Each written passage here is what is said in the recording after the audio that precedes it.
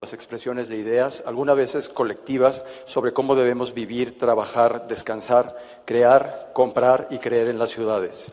Cuenta las historias de arquitectos pensadores cuyas ciudades imaginarias se han convertido en realidad.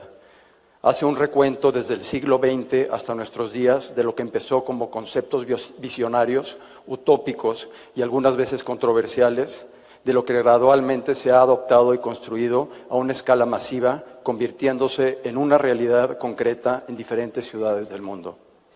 Por favor, demos un fuerte aplauso a Wade Graham.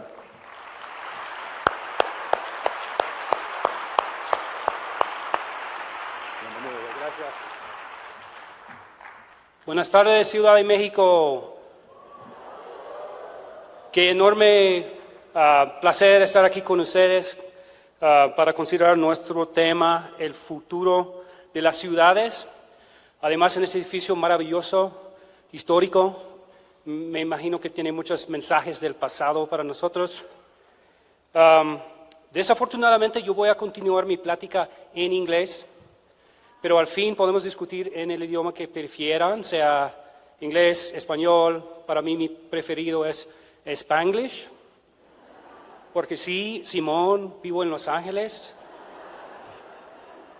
Y allá estamos integrando culturas, lenguas, experiencias, posiciones, y creo que es una buena cosa. Mis amigos mexicanos allá me llaman chistosamente un mexicano honorario.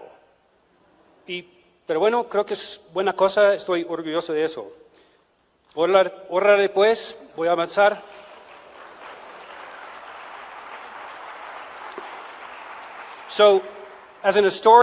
Como historiador, no tengo las capacidades para especular acerca del futuro de las ciudades, pero sí para hablarles de la historia del futuro de las ciudades. Porque el futuro urbano ya tiene una historia. Hemos estado haciendo esto desde hace mucho tiempo, ya estuvimos aquí, ya hemos hablado de las crisis urbanas por siglos, por generaciones, porque no significa precisamente que estamos en crisis, que las ciudades tienen crisis, siempre hay más hoy que nunca. Las ciudades enormes como esta, como Los Ángeles, 22 millones de personas que viven en este lugar, ya no podemos sostener el peso de la gente, de la presencia en el planeta. Lo que quiero decir es que más allá de la crisis urbanas en las culturas occidentales, la ciudad por definición es una crisis filosófica perpetual, porque en cierta forma la ciudad es inaceptable para nosotros, la forma en que nos vemos, nos concebimos y nos relacionamos con el mundo. Como un pasajista, les voy a decir que todo empezó en el paisaje. Es la forma en que nosotros vemos la naturaleza. La naturaleza no es el hogar. Nosotros no queríamos vivir ahí, queríamos vivir en pueblos, en ciudades, detrás de las murallas, donde afuera estaban los bárbaros, los animales. Entonces, el genio de la civilización era soportar el orden del pueblo dentro de este desorden de la naturaleza que nos rodeaba. Entonces, esto es transformar el paisaje, etcétera. El jardín es la demostración de nuestro control, dominio sobre la naturaleza. Este es el jardín de Versalles. Es impresionante. Este es en la época de la física newtoniana, donde nosotros podemos extender el control humano más allá, pensar en un Dios como una persona que arregla o hace relojes. Esta era la casa de alguien, imagínense. El hijo del rey de Francia vivía en un pequeño palacio aquí. Este era su jardín, estas líneas que atravesaban todo y que metafóricamente se extendían a los límites del reino de Francia, su dominio. Y en el centro tenemos un diagrama de fuerza. Eso es lo que representa este jardín. Nuestra visión de la naturaleza cambió.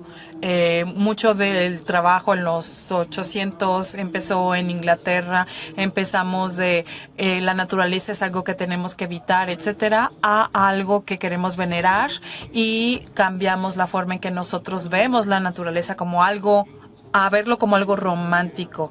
Entonces, esta forma de admirar el paisaje es algo que fue hecho en el siglo XVII en Inglaterra. Vemos que era una forma de un poco sacar la naturaleza y estas visiones materiales de la naturaleza, el árbol, el pasto, el agua. No hay ciudad, no hay gente. La gente que vive ahí son privilegiados. ¿Y qué vemos ahí también? Vemos los borregos, porque es muy significativo, porque tiene que ver con el pastoreo. El borrego también significa que es un lugar no para la contemplación. La gente que vio o que tenía esta perspectiva eran poetas romanos como Horacio, como gente que se retiraba de la ciudad para irse a la naturaleza. La ciudad era el lugar de corrupción, de crimen, de suciedad, de prostitución, de desequilibrio. Entonces nos saldríamos de la ciudad para tener habría que salirse de la ciudad para tener otro tipo de vida, un aspecto mucho más estético de la parte naturaleza. Hay un sistema político y económico que se adjunta a eso y una vez más señalando el borrego, porque donde había gente que crecía verduras era mucho más lujoso tener tus borregos y tener tu espacio para el pastoreo. Ahorita estamos viendo la modernidad en ese jardín y es una parte muy urbana y esta es la transformación. Este es el Hyde Park en Londres, St. James Park en Londres. Es un espacio muy simétrico, orden muy simétrico, un espacio muy formal y conforme va cambiando la moda, obviamente cambian las cosas y le dan nueva forma a la naturaleza, la forma en que ponemos el agua, los árboles, el agua, la naturaleza, el naturalismo. En inglés decimos landscape, que es una palabra alemana para decir la imagen de la tierra que vamos a colgar en la pared. Entonces el rey tenía esta imagen del parque, pero eso no significa que la naturaleza es algo en lo que hay que venerar y que tenemos que pensar en ella, sino es una prueba del dominio que tenemos de la naturaleza. Hemos logrado dominarla porque destruimos la naturaleza y la transformamos en un jardín.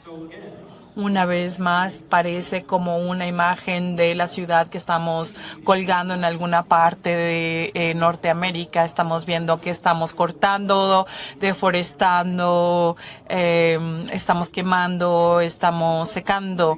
En Central Park, la gente que hizo Central Park realmente pensaban como algo medicinal.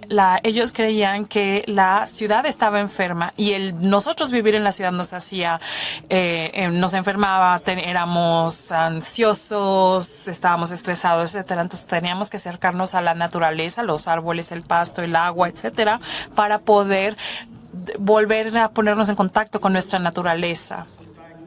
Porque la ciudad nos enferma, entonces el diagnóstico era que los diseñadores nos daban una medicina a nosotros los enfermos urbanos y entonces esa es la forma en que nosotros nos relacionamos con la ciudad. Este es el primer parque en América del Norte o en Estados Unidos. Y había solamente una vía que pasaba y llegaba solo a un pedacito de Manhattan. Esta era la casa. Anteriormente todos los estadounidenses eran muy democráticos, entonces si teníamos un poquito de dinero pues podíamos tener una casa, pero no podíamos invertir nuestro dinero en comprar un castillo medieval. Aquí vemos otro ejemplo.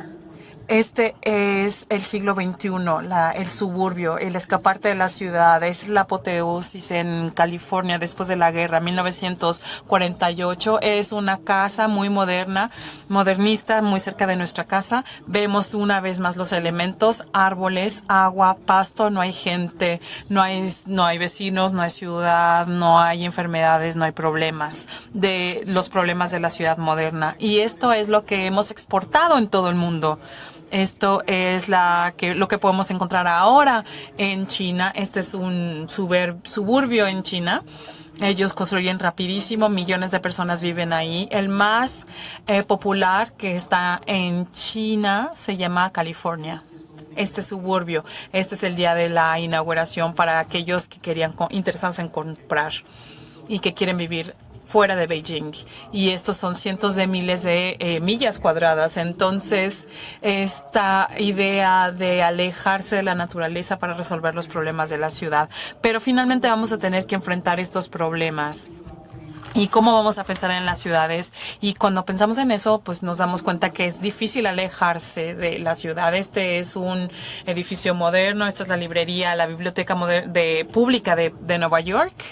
Y esto era un momento donde había mucho movimiento, había mucha tensión, había tensiones raciales, religiones, los nativos y los pioneros, etcétera. Entonces siempre había gente en la calle, habían tropas en las calles. Entonces la respuesta de arquitectónica a ese contexto era construir templos romanos 4 veces más grandes, y era una cosa muy rara hacer, pero era algo que respondía a la necesidad de ciertas clases para poder hacerle frente a la violencia. ¿Qué pasaba en la época medieval? Sabíamos que habían muchos problemas en esa época, había muerte, había guerras, había animales muertos. Entonces, durante todo el siglo XIX empezaron a hacer este tipo de construcciones. Y la respuesta, por supuesto, es ponerle orden al desorden de la ciudad. Entonces, aquí vemos la arquitectura de Haussmann, en donde hacemos como una especie de cuadra cerrada para sacar a la gente, para que la gente se quede en sus casas. Y también había este sentido o esta idea de que tenemos que limpiar las ciudades. Esto es Londres antes. ¿Y qué diseñaron? Dejaron que la ciudad creciera por sí sola, pero una ciudad con muchos problemas. Había mucha plaga, había mucho desorden, etcétera. Y cuando se quemó, realmente se dieron cuenta que tenían la oportunidad de organizar y planificar Londres. Entonces pusieron todo bien organizado, bien ordenado, pusieron plazas, etcétera. Este es París después de Haussmann, el arquitecto. Y para los diseñadores, realmente aquí hay mucho atractivo visual en las formas clásicas. Hay orden, hay repetición, hay geometría, hay escalas impresionantes, y realmente podemos crear espacios hermosos. Entonces, donde realmente ponemos a la ciudad en medio, y la ciudad que se queda en el centro se vuelve una ciudad mucho más rica. En esa época, los diseños haussmannianos respondían a un problema político y de guerra. Nosotros teníamos que ver hacia dónde nos iban a apuntar. Entonces, las ciudades eran como un escudo. Entonces, hacían las ciudades para poder luchar y combatir la artillería. Y en una vieja ciudad, en las viejas ciudades, tenías que crear espacios en donde podrías poner o acomodar a las tropas. Entonces, en París, 20 años antes del trabajo de Haussmann, teníamos... La idea no era tener estas plazas, sino tener espacios abiertos para poder organizar a las tropas. Y hay una ciudad que me recuerda muchísimo a París, muchísimo más que cualquier otra en el mundo, la Ciudad de México, porque no hay fin para los monumentos, para las esculturas, para los sellos, para los anuncios. Y sabemos que esta ciudad fue construida en el Porfiriato en los 1820, y no es sorpresa sabiendo que él era francófilo. Entonces, los romanos, cuando sentían poder, se sentían orgullosos, y también la élite se sentía temerosa y tenía miedo de pues las revueltas. Esto es en Estados Unidos, en Chicago, diseñado por David Burnham, el inventor de los rascacielos, más o menos. Él pensó que dentro de esta atmósfera de agitación y de violencia había que construir una especie de reproducción de este imperio romano. Y no solamente por eso, sino porque los ciudadanos necesitaban un ejemplo de orden y belleza en el entorno para comportarse mejor, para ser buenos ciudadanos. Los diseñadores creen que cuando ellos establecen orden en un espacio físico pueden crear o inducir el orden social. Es una especie de transformación. No estoy muy seguro cómo funcionan. Vemos estos edificios romanos hermosos, pero también se supone que debes de pagar tus impuestos, debes de dejar de tomar, etcétera. No funcionó, pero es imponente, es muy poderoso. Este es el plan militar para la capital de Rusia. Y bueno, este es un proyecto de un rediseño del centro comercial en Washington. Entonces se fue a Europa, fue a París, a Berlín, a Roma, a Versalles, etcétera. Cuando regresó, llegó con este magnífico diagrama donde vamos a tener la Casa Blanca, White House, y obviamente vemos el mismo diagrama que los jardines de Francia, en un diagrama de poder. En donde podemos ver que el dibujo es muy poderoso. Así que Burnham empieza a diseñar esto en todos lados. Este es en San Francisco. Afortunadamente esto no se realizó y fue debido a un terremoto. Pero esto fue para Chicago. Estos son 50 millas en este diagrama y la mayor parte fue construida. Este es para Chicago y la mayoría no se construyó. Como podemos ver, tenemos mucho poder. Aquí tenemos un increíble sentido de orden y de control. Y en el centro tenemos un domo que habla acerca de la ingeniería moderna y es realmente atractivo para ciertas personas y para la arquitectura, para los arquitectos en sí. Entonces se tuvo a varios arquitectos y uno de ellos fue contratado para la arquitectura en Nueva Delhi. Él estudió a Daniel Burnham y este es uno de los edificios más importantes de Nueva Delhi. Hitler quería ser un arquitecto y realizó uno para poder hacer en Alemania e iba a ser del Imperio Alemán. Entonces hizo una copia más o menos como la de Roma, iba a ser 6 veces más grande, iba a reunir a 80,000 personas con 5 millas de largo y este es el poder de la construcción. En 1937 tenemos la Torre Eiffel, del lado derecho tenemos el pabellón alemán, del lado izquierdo tenemos el francés y tenemos... Les reto a que vean una diferencia significativa. A los soviéticos les encantaba esto, así que construyeron el Tiananmen Square en Beijing, que es el lugar público más grande en la Tierra. Y aquí vemos la ciudad imperial, vemos que se realizó 3,000 años antes y es exactamente el mismo diagrama. Así es como se puede observar el poder. Aquí estamos nuevamente. Este es el Ángel de la Independencia aquí en Reforma. Tenemos el Monumento a la Revolución. Y nuevamente, aquí estamos. Es un edificio hermoso, pero representa un momento específico en el tiempo. Entonces me gustaría pensar que ya dejamos esto atrás y que...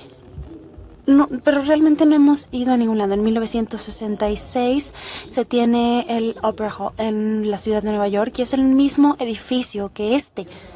Ahora, olvídense de lo que está por fuera, porque tiene el mismo trabajo por dentro. Es un área de conciertos, una sala de conciertos que tiene aproximadamente para 2,000 ciudadanos. Y eso fue lo que hicimos.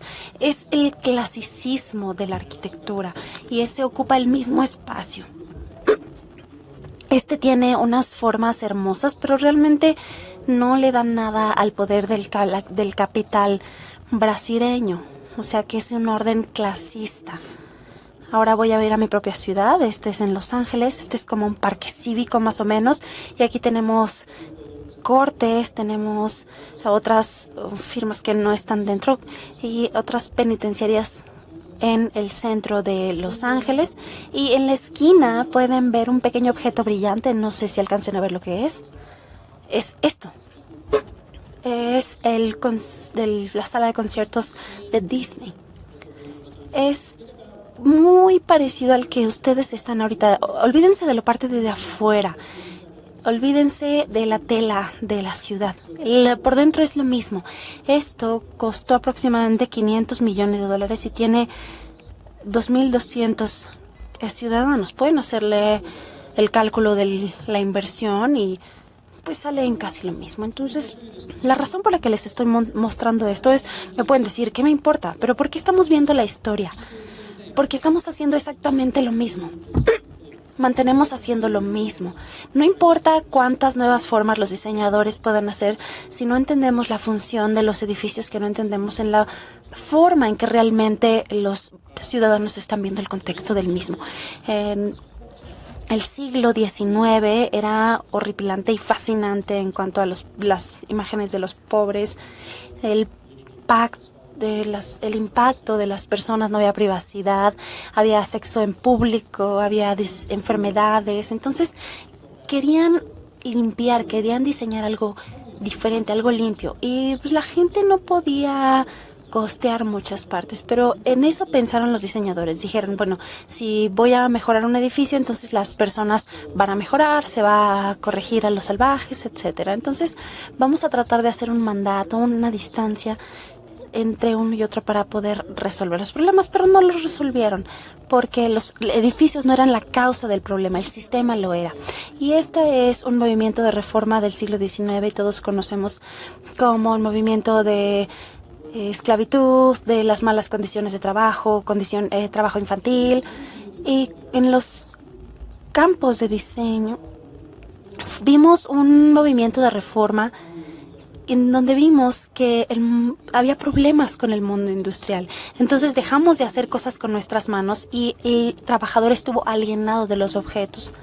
Finalmente empezamos a vivir en cuadriláteros morales, en donde se encontró una unidad espiritual nuevamente. Llegamos a la manera medieval de hacer las cosas nuevamente. En la arquitectura y en las ciudades realmente fue una cuestión de alejarse de las ciudades y construir su propia casa lejos de ahí para que pudieras tener un jardín. Y eso se empezó a hacer otra vez en las ciudades. Aquí tenemos un diagrama de un lugar que se llama Central City o Garden City, y en lugar de tener todo junto, entonces se tenía un lugar específico para cada uno y podías encontrar jardines entre estos espacios y llegar fácilmente en tren o en transporte móvil. Entonces empezamos a buscar esta perspectiva del futuro. Entonces, ¿qué es el futuro? Es el hijo del pasado y el modernismo es el hijo del arte pasado. Aquí tenemos un diseño de Burley Griffin en 1913 y se le llama Garden City, que es una planeación futurista de un diseño de una ciudad. Aquí es de Franklin Wright en Chicago.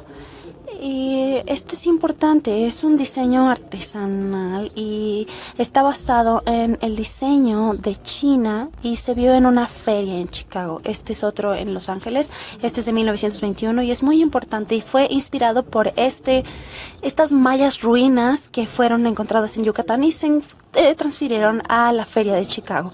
Aquí tenemos otra casa en Los Ángeles, y es un diseño parecido a la arquitectura que se tiene en China. Aquí tenemos una casa de Copping House. Vean el diseño, vean la parte exterior de color aluminio y esto es la parte de atrás. Se realizó con albañiles bastante capacitados y entonces esta es toda una artesanía. Aquí tenemos otra casa, es la misma familia y aquí vemos una cascada y está muy cercano al modernismo de las casas. Es una forma, parece una máquina, pero fue realizada con las manos de personas capacitadas, en donde no encontrábamos personas ni había cosas cercanas. Así es como empezamos a construir. Esta es otra parte de Chicago y esto es para los estacionamientos y aún así tiene mucha naturaleza. Está hecho por Pete Rudolph y aquí tenemos otra estructura de Frank Gehry y vemos la vista de los edificios bancarios y es muy hermoso. No es naturaleza, sino que está planificada con mucho cuidado y esta es una planicie elevada que ahora es muy cara. No sé cuánto gastaron, como de 10 millones por milla más o menos, pero se realizó por órdenes de magnitud. Entonces es la atracción turística más importante en Nueva York. ¿Por qué? Porque es hermosa. Te puedes subir y te alejas del ruido, de la suciedad de las calles de la ciudad de Nueva York. Puedes sentirte que estás en una planicie y puedes volver a ver el agua, como si estuvieras en ese jardín que les acabo de enseñar de Inglaterra de hace 200 años. Entonces, esto es parte de nuestro ADN. Tratar de correr de las ciudades no va a resolver nuestros problemas y como diseñador es importante saber esto. Me gustaría comenzar con esta diapositiva que es del 2001, cuando los gorilas empiezan a ver esta pequeña estructura y dicen, ¿qué es lo que está pasando? Y está en forma de un edificio. Y en todos lados, en todas las ciudades podemos ver la ubicuidad de esta estructura, porque es casi natural. No tenemos otra opción más que hacerlos. Están en todos lados a los que volteamos. Y sí tuvimos la opción, realmente no inventé los rascacielos, pero este es Le Corbusier. Y por supuesto no nació con ese nombre. Él se llama Charles Edouard Genereus y nació en una parte de Suiza y ellos eran albañiles. Ellos creían en el orden, en la pureza y en las partes geométricas. Ellos creían que había un arquitecto del universo. Entonces él estudió diseño y pensó que podría encontrar algo nuevo. Él trató de alejarse del ruido y él decía, me chocan las calles, ¿por qué existen las calles? Y él decidió deshacerse de las calles y propuso esto. Eran cosas que ya conocían, que eran los rascacielos y estas partes abiertas. Él hizo una parte que era para 3 millones de personas, de lo que llamamos una ciudad moderna, y un espacio entre ellos, 80% iba a ser de los parques, y dijo, esta es la solución. Entonces empezaron a pensar esto. Este es de 1890. Por supuesto, él no inventó esta idea, pero ya había una ideología similar a lo que se tenía en esto. Si se toman los edificios, entonces podemos decir que tenemos jardines y podemos quitar las calles para resolver todos nuestros problemas. Entonces él diseñó este plan para el centro de París con 600 metros de altura y dijeron, bueno, ¿cómo vamos a poner esto a la mitad de París, en el centro de París? Entonces le dijeron, bueno, puedes utilizar una bomba nuclear para poder limpiar el espacio y poder hacer esto. Y su queja fue que la vida urbana es demasiado, hay demasiada locura. Él decía, podemos abrir un espacio.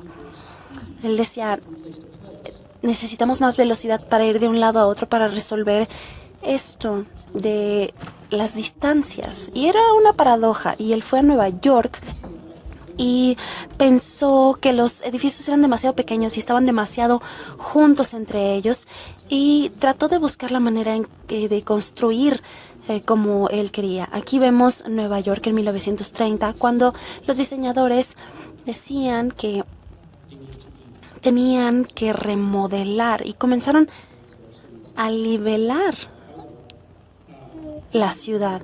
Esta es la parte norte de Boston, es un vecindario hermoso, está pequeño, tiene mucha diversidad, es como la colonia Roma aquí. Y dijeron, no lo queremos, reemplázalo con esto, con estacionamientos, con edificios. Y generalmente quisieron mover a las personas incorrectas a estos lugares. Es en todos lados, se realizó en Miami, en todos lados. Y muchas veces nos dimos cuenta de que se convirtieron en lugares de crimen y empezamos a destruirlos nuevamente. Pero en el resto del mundo les voy a enseñar qué fue lo que pasó.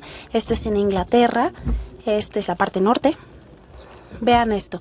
Esto es 5 años después de que fue creado. Este es un vecindario muy hermoso en Moscú.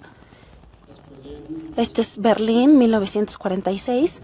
Este es Rumanía, República Checa, Polonia, Ucrania, Roma,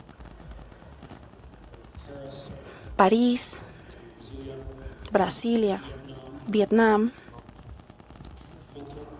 Hong Kong, Singapur, México, Sudáfrica. Entonces, digamos que las personas que están haciendo esto trabajan para alguien, y si están tratando de buscar un ingreso, entonces van a tratar de poner la mayor cantidad de personas en un lugar pequeño, pero los rascacielos tienen un metabolismo, ellos consumen energía, agua y sacan puro desecho y requieren una gran red de soporte alrededor de ellos, especialmente, bueno, los estacionamientos. Pero vemos aquí en Sudáfrica, Pyongyang, en norte de Corea. Está realmente en todo el planeta como un cáncer. Y este es un imperio maligno, pero me van a decir, ¿qué pasa, no? Este es Londres. ¿Cuál es el daño que está haciendo este edificio?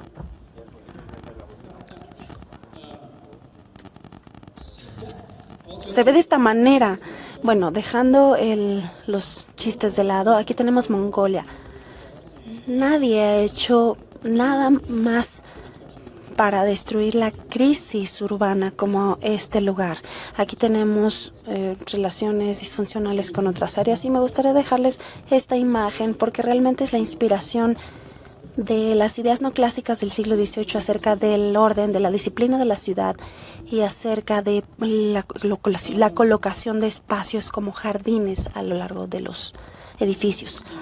En 1960, algunos arquitectos, bueno, ingenieros y un arquitecto, buscaron este proyecto en Xochitl y propusieron un proyecto que llamaron Domo sobre Manhattan. Va a ser de 2 millas de ancho y va a crear un lugar completamente controlado en cuanto al clima. Nunca iba a ser demasiado calor, nunca iba a ser demasiado frío. No sabían en dónde lo iban a poner y pensaron que se pagaría por sí solo porque iban a ponerlo como un domo de cristal. Entonces, aquí no se menciona que había crimen y que se tenía que demoler diferentes partes de la ciudad. Solamente dijeron que iba a ser de clima controlado. Dijeron que iban a resolver los altibajos del clima, pero la noción de que la tecnología avanzada y la ingeniería pueden resolver los problemas de la naturaleza es muy interesante, porque no por nada es 1960. Esta es la era de la era espacial. En 1957 lanzó Sputnik y en 1960 se lanzó el primer cohete a la Luna. Entonces es la época de esperanza en donde podemos ver y donde podemos poner un cielo real sobre una ciudad. Entonces hay una pequeña cantidad de miedo, ¿no? Porque se empieza a pensar que van a crear lanzamientos desde Rusia a la ciudad, entonces empiezan a pensar, ¿es una metáfora del peligro que puede haber o es una estructura simplemente? Entonces, este es Mr. Fuller y este realmente fue una celebridad, se convirtió en una celebridad. Y en la misma época en Boston hubo una colaboración entre estadounidenses y japoneses y se realizó una invitación a Ken Sotonge, que es un arquitecto importante en Japón, y se vio un cambio muy importante en cuanto a la construcción de edificios y de puentes, y dijo, esto es fascinante, podemos utilizar la infraestructura para cambiar los diseños. Entonces reunió a 25,000 personas en Boston. Y no era realmente acerca de Boston lo que él quería hacer, era acerca de su ciudad de origen. Y él quería poner a 3 millones de personas en una ciudad flotante. Y suena una locura, pero en la época en la que él vivía sonaba como algo muy bueno, porque una vez que había pasado la Segunda Guerra Mundial, había habido destrucción de varias ciudades en Japón después de lo que sucedió en Nagasaki, entonces él había empezado la reconstrucción de Hiroshima. Y ellos realmente tuvieron una crisis urbana, había millones de personas sin casas, muchas personas se estaban moviendo de las ciudades y de las granjas. Entonces, muchas personas, millones de personas llegaron a Tokio. Fue como una ola. En 1945 tenían 3.5 millones de personas y en 1964 había cerca de 19 millones de personas. Entonces, esta era en Tokio fue un caos. Había congestión de tránsito, había sobrepoblación, había mucha presión en los recursos que estaban sosteniendo Japón, en los jardines, en las pescaderías, en toda esta parte. Y esta fue la época en que los arquitectos japoneses trataron de diseñar una utopía. Querían ver qué era lo que sucedía realmente, si las bombas llegaban. Pero había en Japón un aspecto de la naturaleza. La naturaleza puede regresar a nosotros. En caso de terremotos, y ustedes ya lo saben, ellos tienen tsunamis, tienen tifones. Y es todo un problema crear una ciudad. Ellos dijeron, no podemos hacer solamente una ciudad mecánica, tenemos que aprender de la naturaleza y tenemos que hacer una ciudad biomecánica. Y él, junto con sus colegas arquitectos, comenzaron a estudiar la naturaleza, las funciones de la naturaleza. Ellos querían construir sobre el mar, así que empezaron a estudiar el plancton, a las medusas, todos esos animales, y empezaron a estudiar también estructuras masivas que pudieran flotar, que fueran de concreto, que pudieran ser libres en el mar, en la superficie marina. Y también empezaron a pensar en superficies que pudieran renovarse. Hay una palabra en japonés que significa Shinshin Taitsa, que habla acerca de la renovación de lo viejo con lo nuevo, como los árboles viejos que dejan hojas nuevas. Entonces hablamos acerca de la muerte y del renacimiento. Ellos estudiaron la naturaleza y algo muy importante es que no era que quisieran hacer algo más pequeño, sino que querían hacer algo grande, una megaestructura como ingeniería, estructuras masivas, nuevos tipos de ciudades que se erigieran hacia el cielo y que pudieran combinar con la tecnología. La traducción en inglés es metabolismo. Así que se les llamó los metabolistas y se presentó alrededor del mundo. A la gente le encantó y se utilizó en Occidente. Este es un italiano-americano, Italian Mari, y tiene un edificio a mitad de Nueva York. Y esta es una versión británica de Art Graham. Y esto es algo que se le enseñaba a los niños que decían, esto es lo que puedes hacer en una megaestructura y puedes divertirte mucho, pueden hablar acerca de la cultura pop. Todo el mundo habla de este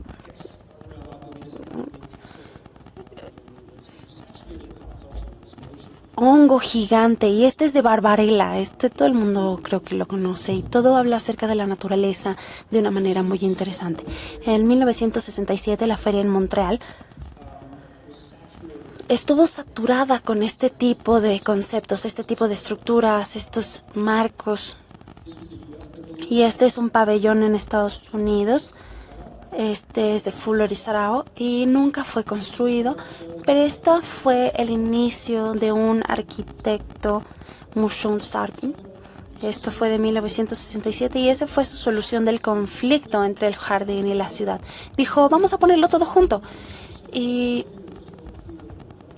dijimos, bueno, ¿esto es real o es solamente una manera bonita de pensar en los departamentos? Aquí tenemos otros edificios que tenemos en diferentes partes de Asia y se tuvo un muy buen efecto alrededor del mundo. Aquí tenemos en Inglaterra, en Escocia, en Boston, Massachusetts. Aquí tenemos uno de los edificios en London. En todos lados del mundo lo podemos encontrar. En 1971 tenemos el edificio de Pompidou en Francia. Y esto fue construido por Resumpiano. aquí los japoneses lo llevaron más allá y realizaron experimentos increíbles. Aquí tenemos diferentes estructuras. Después de la recesión, los llevaron a lo largo del mundo y pusieron estructuras donde no había ninguna. Lo pusieron debajo del mar. Realmente hicieron real el sueño de vivir encima del mar. Mandaron estructuras al espacio y esto fue lo que habían soñado. Esta es la biosfera, en donde llevaron a 8 personas durante 2 años para ver si podían sobrevivir, para que pudieran seguir manteniendo la biosfera. Y bueno, tuvieron que evacuar porque no tenían lo necesario. Y llegamos a esto. A Norman Foster es un arquitecto británico y este es un domo increíble. Es un domo que se añadió al Parlamento británico. Y conoció al señor Fuller en 1971, comenzaron a trabajar juntos y empezaron a pensar en domos que controlaran el clima. La firma Foster empezó a pensar en esto. Dijeron, bueno, vamos a tratar de hacer estos domos simples en unos domos que pudieran controlar, que fueran sustentables, que tuvieran recolección de agua. Y esto se utilizó en Frankfurt, en un atrio en el Museo Británico. Tenemos la estación del metro, aquí tenemos en el aeropuerto de la Ciudad de México. Y bueno, esto es algo que va a venir de Foster. Este es un monumento del dictador de Kazajstán y este es el jardín botánico en Wales, en el Reino Unido, y está a la mitad de la naturaleza. Y dentro puedes cosechar cualquier cosa, a pesar del clima que esté afuera en Wales, puedes hacer cualquier cosa porque tiene control de clima. Entonces decimos que podemos tomar una variación natural y podemos utilizar la ingeniería para poder mejorarla. Y esa es la forma en que el mundo está tratando de hacer esto. Tenemos en Abu Dhabi, tenemos otro en Australia que acaba de ser inaugurado y hay plantas que están colgando. Y esta es la manera en que pensamos que deberíamos construir ahora. Ahora tenemos que ser verdes y tenemos que poner jardines en los techos. Esto es Paul Rage. Es un nuevo edificio en 57 West. Y esto lo hace más verde realmente. Yo les voy a dejar que ustedes decidan.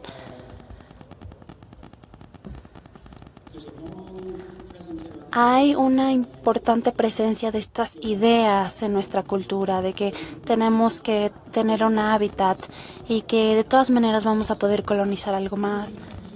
Y generalmente lo que está entre nosotros y el desastre es lo que nos mantiene vivos. No sé si alguien vio la película El Marciano, en donde este personaje se queda en Marte y se va a morir si no cosecha papas. Bueno, aquí tenemos una nave espacial. Y aquí cualquier cosa sustentable que ustedes se puedan imaginar está en el techo de este lugar. Es 80% verde, es como Le Corbusier. Y costó 5,000 millones. ¿Y qué creen que hay debajo? Estacionamientos para 13,000 autos, porque aún así sigue siendo un edificio urbano. Entonces, bueno, no hemos aprendido mucho. Y esto es lo que yo le digo a esta profesión.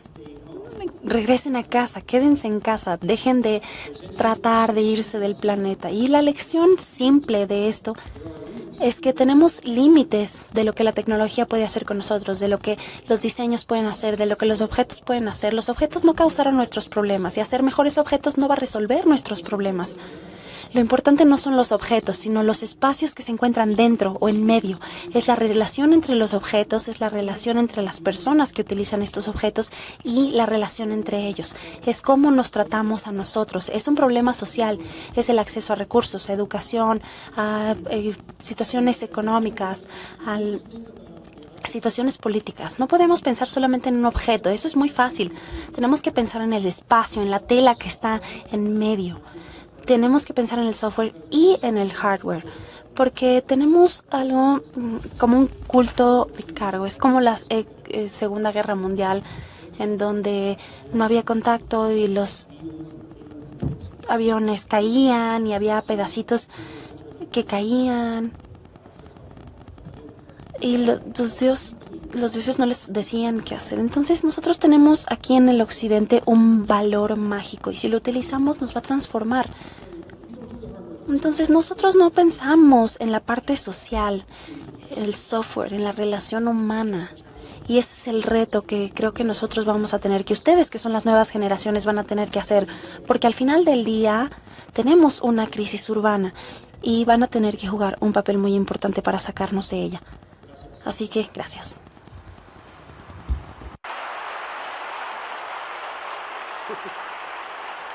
So, I think we have time for questions. Me parece que nos queda tiempo para preguntas. Si quieran prender las luces, estaría muy bien. Thank you, Wade. Thank you very much for sharing this.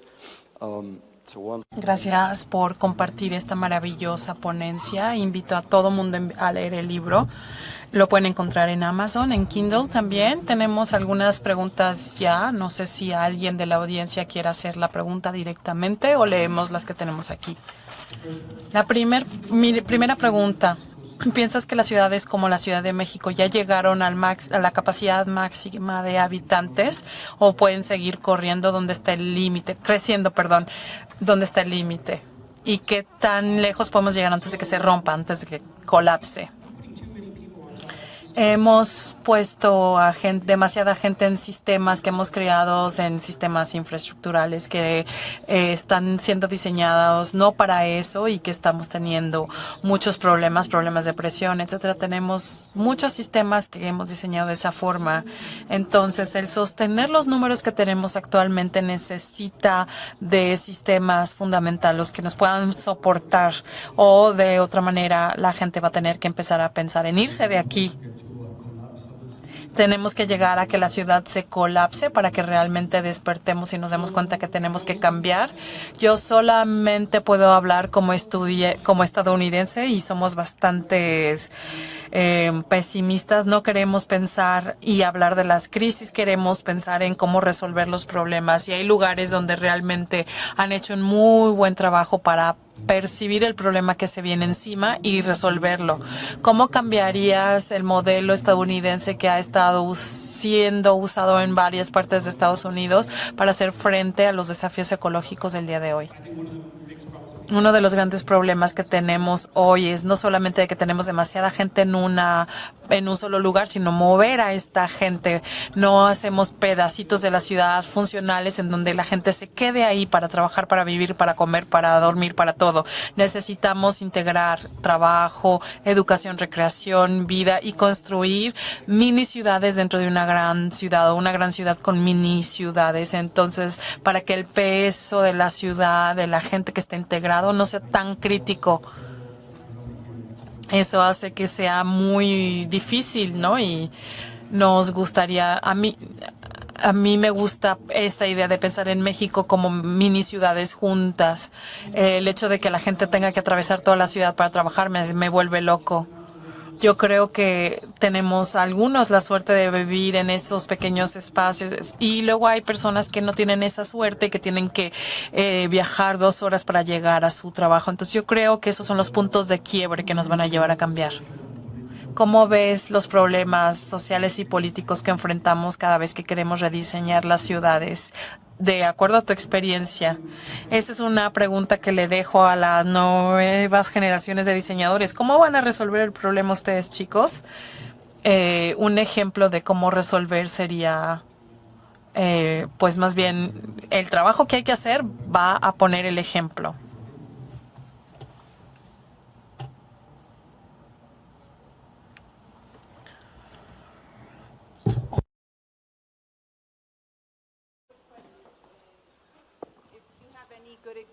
¿Tienes algunos buenos ejemplos de cómo el diseño de las ciudades o ciudades que se han estado diseñando entre espacios y que toman en consideración los espacios que mencionaste? Decías que la importancia del diseño es pensar en la relación de las áreas sociales o entre los espacios. Mi pregunta es si tú tienes un ejemplo de eso que mencionaste. Me parece que se encontraron ejemplos en Jane Jacob cuando vio esta ciudad pietona de los 1800. La gente vivía ahí, trabajaba ahí, se cuidaban ellos mismos, hacían varias cosas al mismo tiempo. Entonces, la idea modernista era separar las cosas y eso es suicida. Lo que tenemos que hacer es integrar todos los aspectos de la vida social en un solo lugar. Con eso, me parece que no es tampoco tan difícil. Todo está ahí y hay ejemplos dentro de esta ciudad misma donde hay un urbanismo funcional y también ejemplos en el urbanismo tradicional. Ahora, el desafío es cómo hacemos nuevas versiones de, por ejemplo, la Condesa en los diferentes barrios en un lugar de 21 millones de personas.